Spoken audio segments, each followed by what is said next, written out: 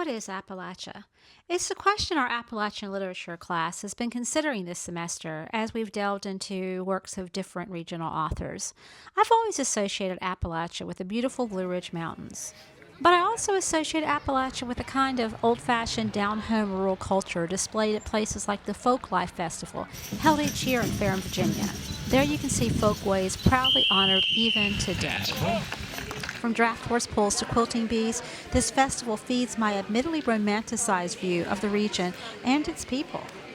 And I associate Appalachia with that much older culture, the Cherokee people. The town of Cherokee, North Carolina, and the larger Cherokee Indian Reservation are both rich in history of the original inhabitants of the Great Smoky Mountains region, and an ideal destination to see an abundance of wildlife that includes bear, deer, wild turkey, and my personal favorite, elk herds, successfully reintroduced to Appalachian regions of North Carolina, Virginia, and Tennessee.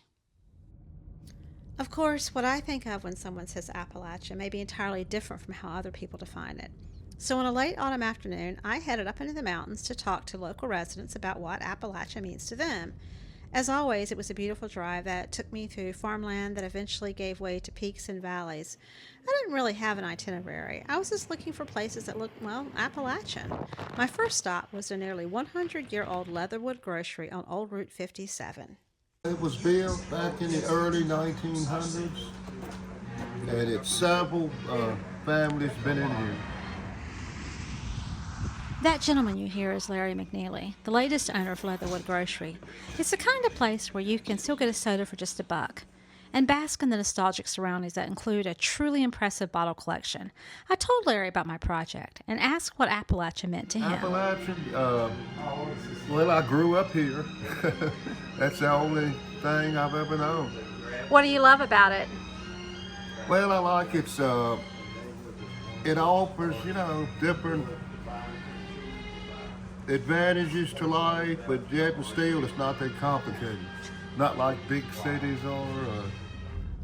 My first interview was done, but as I got back on the road, I realized that as much as I enjoyed visiting with Larry at Leatherwood Grocery, my choice to stop at a place that matched my idea of Appalachia was unlikely to yield the broader perspective I was looking for. So I headed for the town of Floyd, population 448, and a haven for artists and musicians. My first stop there, the town's most popular attraction. In many ways, the Floyd Country Store reflects the old-fashioned nostalgia visitors like me associate with Appalachia. People here aren't above poking a bit of fun at stereotypes outsiders may have about mountain folk.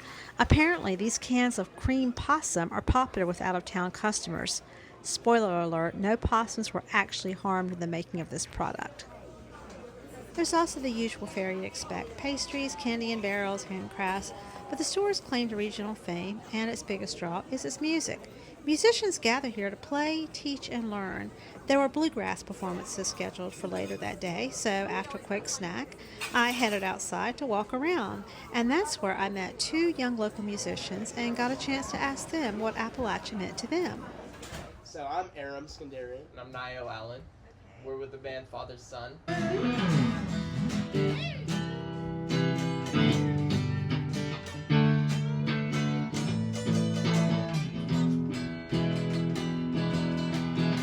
I think that's a toss-up. Like, the first thing that comes to mind is it's not what most people would think. I think when they think of Appalachia, they think like really country or like hillbilly and maybe like derogatory terms. But I think that they don't understand that like in a literal sense, all it is like a reference to the location and the mountain ranges that like live or that reside there.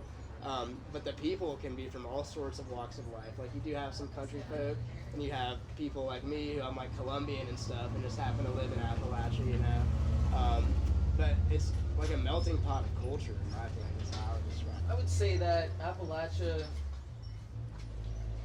it really embraces the idea of like vintage culture, older culture, Mm-hmm. and we really like to hold on to the past traditions, and I really respect that, while also being progressive in other ways. But Absolutely. like this city or this town of Floyd has really grown a lot since it started, and when I was younger, a lot of these places didn't even exist, and it's really beautiful to see how a small town can stay small but still grow at the same time.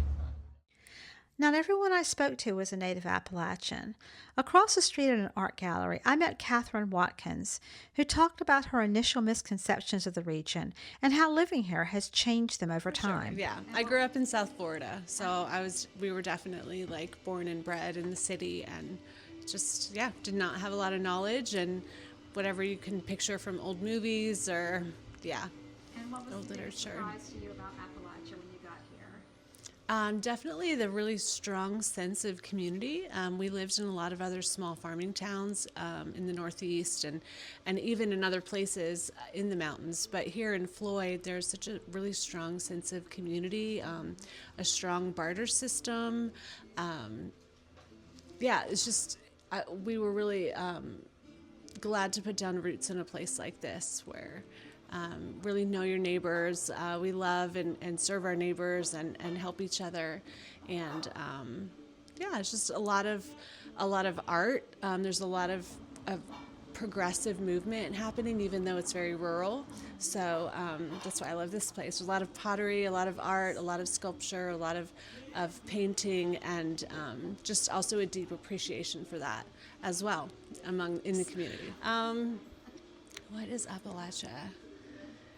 I mean, off the top of my head, the roots of this area just go back to some of the strongest and hardworking and people with just this incredible heritage of the Scotch-Irish, in Europe, and they're the ones who came here and settled here, and so that sense of hard work and community and love for family, I think has just really stayed over time. There's just something really special. I hope so. Yeah, I hope I live here till I die. Yeah. Back at Floyd's Country Store, it was finally time for the live performances, and that's where I met Tim Thornton, who not only plays several different instruments and sings, but also happens to be a professor of Appalachian Studies at Radford University.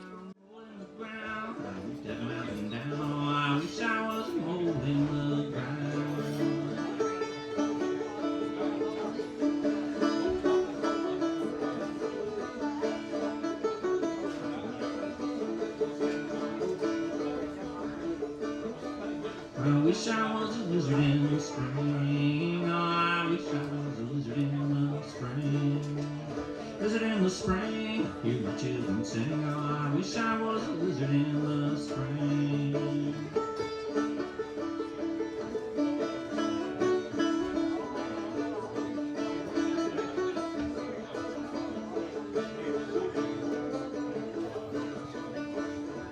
We'll be the one to $9 show. My baby wants a $9 show. I come around the hill with my $40 bill. She says, honey, where you been so long?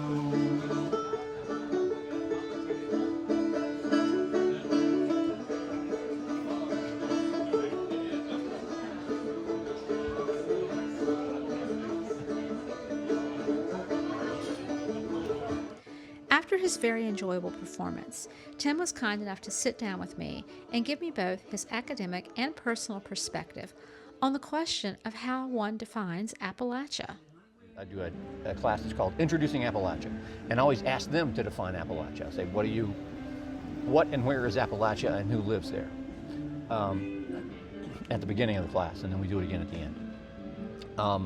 And I tell them, once they have turned something in, that, unless you're really crazy outlandish, there's no wrong answer. There are so many different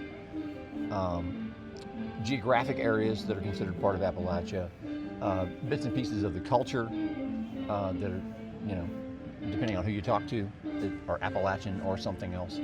A lot of people think of it just as the coal fields. Some people think of it as just a certain area, like Southwest Virginia, Northwest North Carolina, the edge of Tennessee, the edge of Kentucky, and West Virginia. That's the only thing that everybody seems to agree on, is West Virginia is Appalachia. And even the ARC, the Appalachian Regional Commission, that's the only state that is completely in their definition of Appalachia, which is an interesting definition. You can go back and look at how the counties were picked. And some some areas that are clearly Appalachian are not in their definition, and that's because Congress, the people who represented them in Congress, did not want their people to be associated with those barefoot hillbillies. Other people figured out that if you associated yourself with those barefoot hillbillies, you could get federal dollars, and so now there are places that aren't in any way that I can imagine Appalachian that are part of the Appalachian Regional Commission's definition. My favorite, I think there are 2 counties in Middle Tennessee where it just sort of sticks up like a thumb, and I always tell people that you can't see from there. You can't see a place from which you can see Appalachia. It's that far away. But Appalachia, I'm trying to remember Williams, I think, in his history of Appalachia, I think he's the one that comes to this and says that basically it's almost more of a state of mind than a place. Of course, I had to ask him about the role of music in Appalachian culture, given the prominence it's played in literature and in daily life. When in that Introducing Appalachia class, I spend more time on music than any other topic. I think that the music is a real window into the culture. You learn about what people thought was important. You learn about where people came from. You learn about what they liked. I mean, if you pay any attention to music, you know about how wrong many of the stereotypes are. I always feel kind of odd as a fat bearded white guy saying that Appalachia is not just fat bearded white guys. There are lots of other folks there. But if you look at the music, there are. For the very basic, you've got the fiddle, which is essentially European. You've got the banjo, which evolved from African instruments. The mandolin comes in much later from a different part of Europe. The guitar, it was another late addition, sort of as a part of a craze that came from Europe, but became one of those things that that proper young ladies needed to learn to play an instrument, and so some of them could play pianos, and if your family couldn't afford a piano, maybe you'd get a guitar. Music, a state of mind, geographical place, community. I never got a definitive response to my question of how to define Appalachia. It was late in the day when I started for home, and I was lucky enough to happen upon this beautiful mill on the Blue Ridge Parkway. To see it at the golden hour, followed by a brilliant sunset, finally gave me the answer I was looking for. Can any place this rich, this diverse, and this beautiful be summed up so easily? At the end of the day, some places justify description.